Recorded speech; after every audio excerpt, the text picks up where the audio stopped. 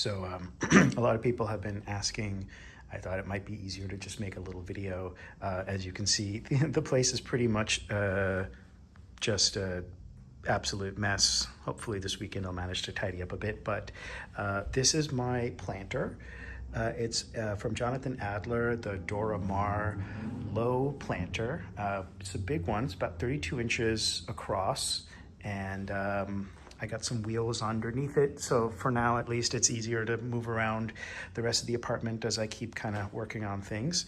I turned off the sponge filter for now, just so it's a little easier to see inside, but I'm starting to just do some random rocks, some hollow wood, there's some driftwood in there.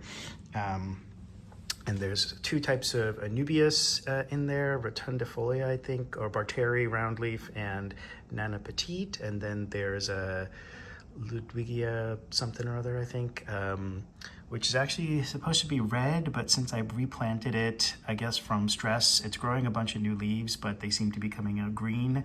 As I recall earlier, they do tend to red up a little bit later on. Underneath the hollow wood, there's a little bubbler where I have some yeast fermentation CO2 that's just getting added in. It comes up through the hollow, looks kind of nice.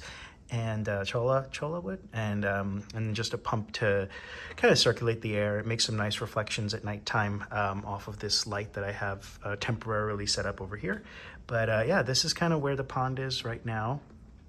It's probably going to move around the apartment a bit. More lighting's going to come in, more proper, thoughtful hardscaping and woodwork and that sort of thing, and then a bunch more plants coming in. Some fish are coming next week. Right now it's kind of cycling. I'm trying to get the levels good, put some ammonia, did a bunch of other stuff, and we'll see. This is going to be quite a project over the coming months or more.